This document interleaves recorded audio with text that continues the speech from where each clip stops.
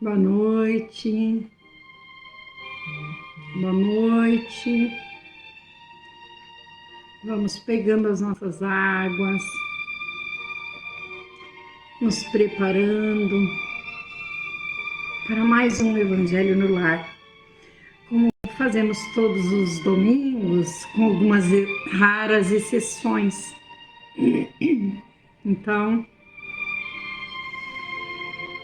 como sempre fazemos, iniciamos o nosso Evangelho com a nossa oração, nosso pedido de amparo.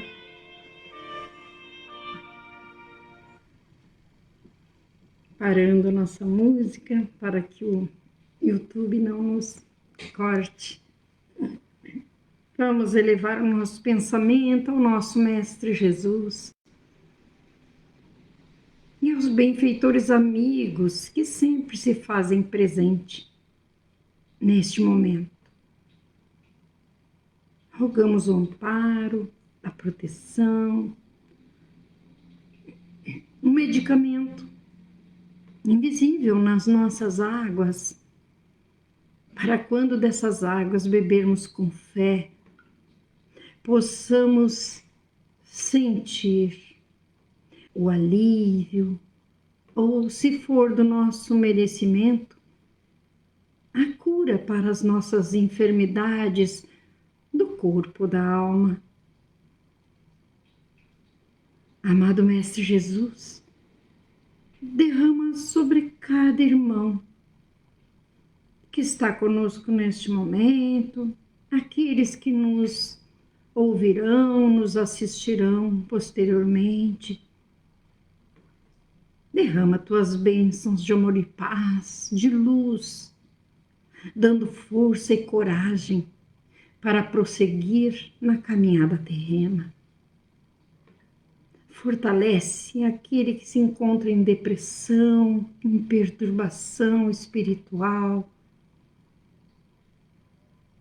em qualquer tipo de dificuldade, Mestre amado, atua na vida de cada um. É o que te rogamos neste momento. Muito obrigada.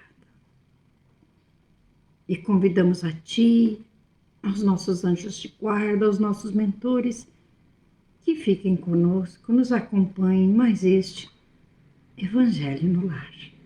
Que assim seja. Hoje nós vamos ler, para quem gosta de nos acompanhar, no capítulo 13, o item 11, a beneficência. E para iniciar, vamos ler do livro Vivendo o Evangelho, volume 1, que é uma psicografia de Antônio Badui Filho, pelo espírito André Luiz. E nos diz assim, com relação a esse capítulo 13 e ao item 11 da beneficência, diz assim: Jesus te espera. É verdade que tua vida anda carregada de compromissos. Tens responsabilidades inadiáveis no campo profissional. Carregas o fardo do sustento familiar, exigindo-te trabalho e sacrifício. Assumes tarefas domésticas, zelando pelo equilíbrio do lar. Atendes os reclamos dos filhos em suas necessidades de apoio. Cultivas a companhia do cônjuge, muitas vezes exigente e caprichoso. Socorres a parentela em múltiplos deveres e dificuldades. E cumpres as obrigações sociais que tua posição impõe. É verdade, sim, que teus dias estão comprometidos com muitos afazeres. Contudo, ninguém é tão ocupado que não possa dispor de algum tempo para aliviar a dor alheia. Além do círculo estreito da muitas relações pessoais. À tua volta, inúmeros irmãos sorririam felizes com as migalhas de tuas horas, distribuídas no compasso da solidariedade. E instituições de apoio fraterno pedem tua presença amiga. Movimentos em favor dos desafortunados, sopas, salas de costura e campanhas contra a fome aguardam a generosidade de teus braços e a habilidade de tuas mãos. Atravessa, pois, os limites do egoísmo familiar e avança teus passos, ainda que vacilantes, na senda do bem. Na fronteira da caridade, Jesus te espera. Lindo, não? Muito linda e verdadeira. Porque às vezes, queridos irmãos, nós ficamos só no círculo familiar. Claro que a verdadeira caridade começa em casa. De nada adianta irmos lá ajudar aquele que está longe e deixarmos o nosso familiar. Mas Jesus quer que a gente faça além da nossa família.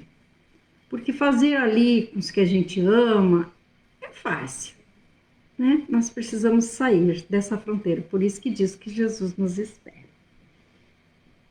E aí o Evangelho, no capítulo 13, no item 11, fala da beneficência. A beneficência, meus amigos, dar-vos-á neste mundo os mais puros e doces prazeres, as alegrias do coração que não são perturbadas nem pelo remorso, nem pela indiferença. Ó, pudesseis compreender tudo que de grande e doce encerra a generosidade das belas almas, esse sentimento que faz que se olhe o outro com o mesmo olhar que se olha a si mesmo, que se desnude com alegria para vestir seu irmão. Pudesseis, meus amigos, não ter ocupação mais doce que a de fazer seus irmãos felizes. Quais as festas do mundo que poderíeis comparar a estas festas alegres, quando, representantes da divindade, trazeis alegria a estas pobres famílias que na vida só conhecem vicissitudes e amarguras. Quando vedes esses rostos descorados subitamente brilharem de esperanças, pois não tinham pão. Esses infelizes e seus filhos pequenos, ignorando que viver é sofrer, gritavam, choravam e repetiam estas palavras que se cravavam como um pontiagudo punhal no coração materno. Tenho fome. Ó, compreendeis quanto são deliciosas as impressões daquele que vê renascer a alegria onde, um instante antes, só via desespero. Compreendei quais são vossas obrigações para com vossos irmãos. Ide até o infortúnio. Ide, sobretudo, em socorro das misérias ocultas, pois são as mais dolorosas. Ide, meus bem-amados, e lembrai-vos destas palavras do Salvador. Quando vestirdes a um destes pequeninos, pensai que é a mim que o fazeis. Caridade, palavra sublime que resume todas as virtudes. É tu que deves conduzir os povos à felicidade. Praticando-te, eles criarão para si prazeres celestes para o futuro. E durante seu exílio na terra, tu serás a consolação deles, o antegozo das alegrias que experimentarão mais tarde, quando se abraçarem todos juntos no seio do Deus de amor. Virtude divina, tu me propiciaste os únicos momentos de alegria que experimentei na terra. Pudessem meus irmãos encarnados acreditar na voz do amigo que lhes fala e diz: é na caridade que deveis procurar a paz do coração, o contentamento da alma, o remédio contra as aflições da vida. Ó, quando vós estiverdes a ponto de acusar a Deus, lançai um olhar abaixo de vós. Vereis quantas misérias a aliviar, quantas pobres crianças sem família, quantos velhos que não têm uma mão amiga para socorrê-los e para fechar-lhes os olhos quando a morte reclamá-los. Quanto bem a fazer! Oh, não vos lamenteis, ao contrário, agradecei a Deus e prodigalizai de mãos cheias vossa simpatia, vosso amor, vosso dinheiro a todos os que, deserdados dos bens deste mundo, definham no sofrimento e no isolamento. Recolhereis aqui alegrias bem doces e mais tarde só Deus o sabe. Adolphe, bispo de Argel, Bordeaux, 1861. E aí nos diz o roteiro sistematizado. Mas antes, vamos lembrar um pouquinho do filme Nosso Lar. Lembram que André Luiz, lá quando ele é resgatado, ele está lá, se não me engano, com o Lísias andando, e aquela senhora acena para ele que ele atendia gratuitamente, e ele até nem quer olhar. E aí ele acredita, eu não lembro se é o Lísias, que disse para ele, né, que ele recebia orações. Então vê a importância para a gente ver que enquanto ele estava no umbral, ele recebia orações. E essa senhora era uma delas, porque ele atendia gratuitamente. Então, quer dizer, mesmo ele ainda, né, sendo ignorante a respeito da vida, que a vida continuava, do plano espiritual, que a vida continua, ele praticou atos de caridade e isso reverteu em benefício dele. Então, é disso que Jesus fala, é disso que o bispo, esse querido irmão, vem nos esclarecer, vem nos ajudar. E é muito importante isso. E diz assim o roteiro sistematizado: porque a prática da beneficência nos proporciona as mais doces e verdadeiras alegrias neste mundo? Porque nos liberta do egoísmo, aproximando-nos do irmão necessitado e, consequentemente, de Deus. Em decorrência, sentimos uma alegria que nem o remorso, nem a indiferença perturbam. É fato. Quando a gente consegue fazer uma coisa boa para alguém que está precisando, faz muito mais bem para nós, para o nosso coração. É uma alegria pura, é uma coisa gostosa, do que para aquele que recebe. Para ele faz bem, mas para nós. Pudesseis, meus amigos, ter por única ocupação tornar felizes os outros. Quais as festas mundanas que podereis comparar às que celebrais quando levais a alegria a essas famílias que da vida apenas conhecem as vicissitudes e as amarguras? Devemos esperar que o próximo nos peça ajuda? Não. É dever de todos nós ir ao encontro do infortúnio, das misérias ocultas, aliviando dores e trazendo alegrias aonde antes havia amargura e desespero.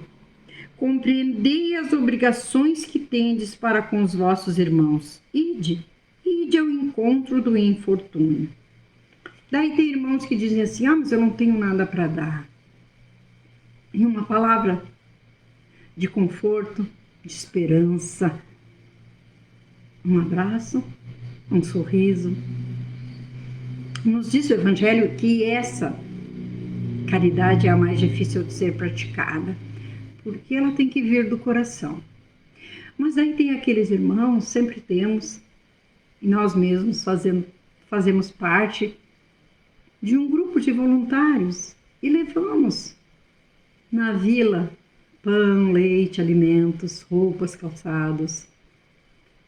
Então, às vezes aquele irmão trabalha, aquele irmão está muito compromissado, como nos diz a mensagem de André Luiz, está muito compromissado, não tem tempo, mas ele tem alguma coisa sobrando lá. Então ele entra em contato com o outro que vai até lá. Então ele está fazendo a parte dele, ele está auxiliando. Aquele outro irmão é um instrumento que ele se utiliza para fazer a caridade. Então, todos nós temos uma forma de auxiliar o próximo. Ah, mas eu não posso muito. Uma caixinha de leite? 1 quilo de açúcar? Não precisa ser muito. O importante é que quando nós dermos alguma coisa, demos com o coração. Com o coração. Não ajudar por ajudar é melhor não fazer. Ajudar pensando que estamos enganando a Deus, melhor não fazer. Porque não enganamos nem o próximo. Porque aquele que recebe sente. Sente quando damos de coração. Quando o afeto é sincero. Mesmo que a gente não conheça aquele irmão.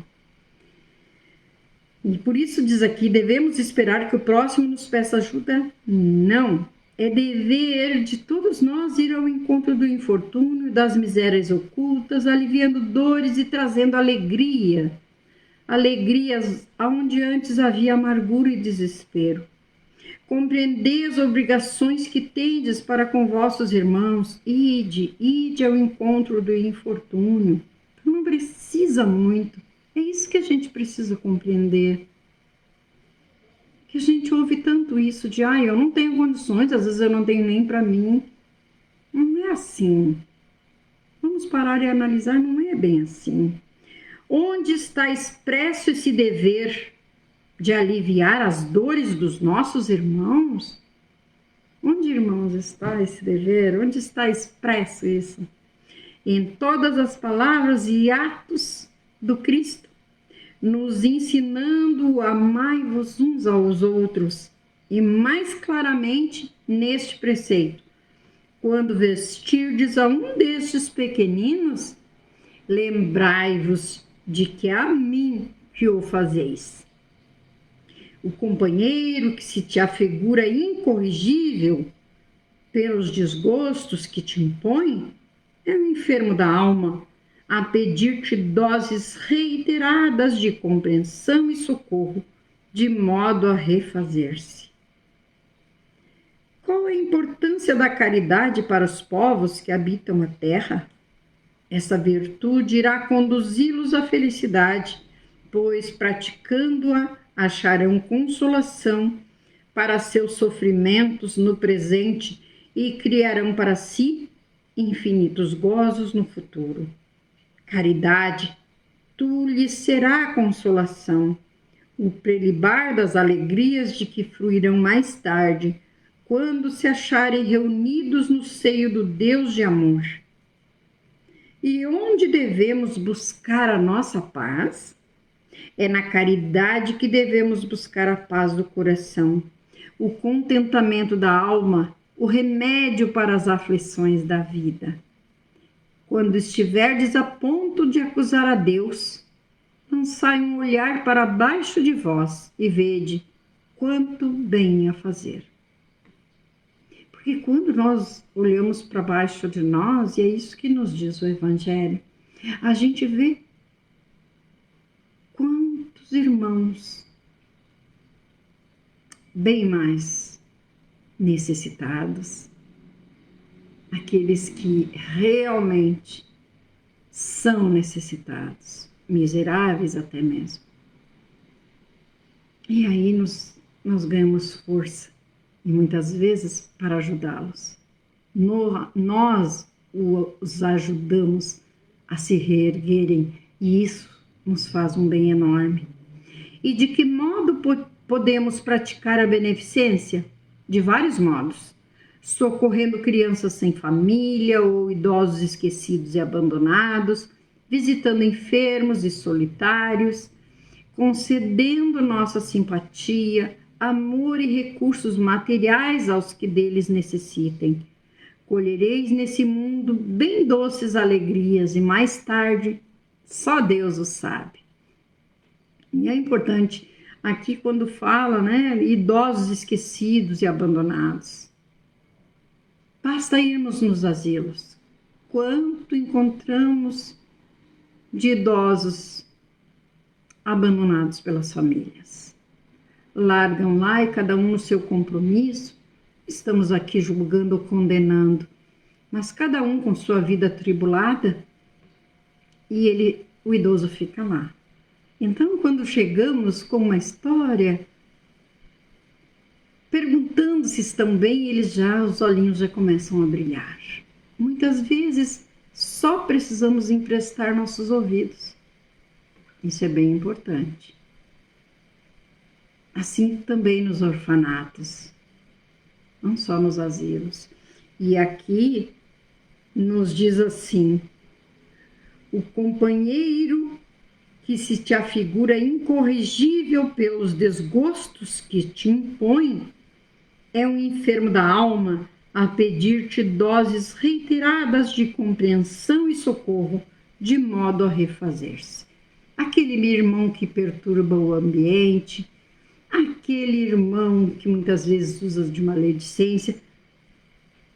Quando assim agimos, nós estamos enfermos da alma.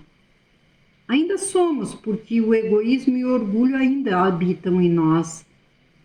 Mas quando ainda praticamos atitudes mesquinhas, aí realmente a enfermidade está mais grave, vamos dizer assim. Então, quando precisamos usar de compreensão, de auxílio, várias e várias vezes, por algum motivo é. E isso também é caridade, também é beneficência. Ah, mas te coloca no meu lugar, fulano fez isso e isso para mim. É justamente essa parte da dificuldade, desses obstáculos que quando nós conseguimos vencer, nós evoluímos um pouquinho. E a nossa natureza não dá salto. Se ontem éramos olho por olho, dente por dente, não vamos acordar hoje bonzinho e compreendendo todo mundo e dando passagem, não é? Mas nós precisamos ir aparando as arestas, tentando a cada dia nos melhorar. Hoje recebi uma agressão, calei a minha boca. Não revidei, melhorei um pouquinho. Amanhã foi uma palavra ofensiva, fico sabendo de alguma coisa. Água da paz na nossa boca. E nós vamos vendo quanto isso vai melhorando o nosso cotidiano, quanto isso vai melhorando para a nossa paz interior. Ninguém dá aquilo que não tem. Se um irmão entra no local e só perturba o ambiente, e perturba a família, ele não está bem. Mas se eu embarco na mesma sintonia, eu estou bem, eu também não estou bem. Então é isso que a gente precisa cuidar. Precisamos cuidar para não fazer isso. Porque quando fazemos isso, apontamos lá o dedo para o irmão. Quantos estão apontados aqui para a Helenita? Não é? Porque todos nós ainda falhamos. Então é muito importante a gente ter esse cuidado. Então, só para repetir, porque é importante, de que modo podemos praticar a beneficência? De vários modos, socorrendo crianças sem família, visitando o asilo, levando um bolo, o orfanato, levando um bolo, o asilo também, quando aqui falo idosos esquecidos e abandonados, visitando enfermos e solitários, concedendo nossa simpatia, amor e recursos materiais aos que deles necessitam. Colhereis nesse mundo bem doces alegrias e mais tarde só Deus o sabe. Por quê? Porque todo o mal que fazemos está na contabilidade divina, mas o bem também. Então, como diz o Evangelho, né? Deus não vai nos punir por um mal que a gente não fez, né? Mas também não vai nos premiar pelo bem que nós também não fizemos. Então, nós precisamos praticar o bem, sempre, com urgência. Estamos aqui encerrando mais um Evangelho no Lar. Hoje não mandei alô, eu não enxergo, ainda não descobri o meio de enxergar os nomes. Mas peço sempre que Jesus abençoe a nós todos, lembrando que nós temos no canal outros evangelhos, nós temos as irradiações diárias, fazemos também atendimento fraterno pelo Messenger, aquela pessoa que preferia, aquele irmão, aquela irmã que preferia, é só entrar no Messenger que eu passo o WhatsApp e a gente vai conversando. Precisamos nos dar as mãos. Ninguém é melhor do que ninguém. Somos irmãos. Querendo ou não, somos filhos do mesmo Pai. Então vamos, mais uma vez, com as nossas águas já conosco, elevar o nosso pensamento ao Mestre Jesus, agradecendo a esse Mestre amoroso, aos nossos anjos de guarda, nossos mentores, agradecendo por esta oportunidade de estarmos reunidos em Teu nome, Mestre. Pedimos, rogamos neste momento as bênçãos para todos os irmãos que se encontram enfermos, seja do corpo, seja da alma, aquelas dores da alma que muitas vezes nos deixam com o coração tão pequeno. A dor é tão grande, ficamos tão perdidos, Mestre Jesus. Que a Tua luz venha iluminar o nosso coração, nos fortalecendo para mais uma semana de trabalhos, de estudos. Guia-nos, Mestre Jesus, através dos nossos anjos de guarda, que possamos estar receptivos às sugestões, às ideias que esses benfeitores amigos nos sugerem. Oh, Mestre amado, derrama sobre todos nós Teus bálsamos de amor e paz, e que a Tua luz ilumine o caminho de cada um, conforme a necessidade ou o merecimento. Te agradecemos e te rogamos o amparo em mais uma semana que amanhã inicia. Muito obrigada. Fica conosco hoje e sempre. Que assim seja. Até o próximo domingo, se Jesus permitir. Um beijo no coração.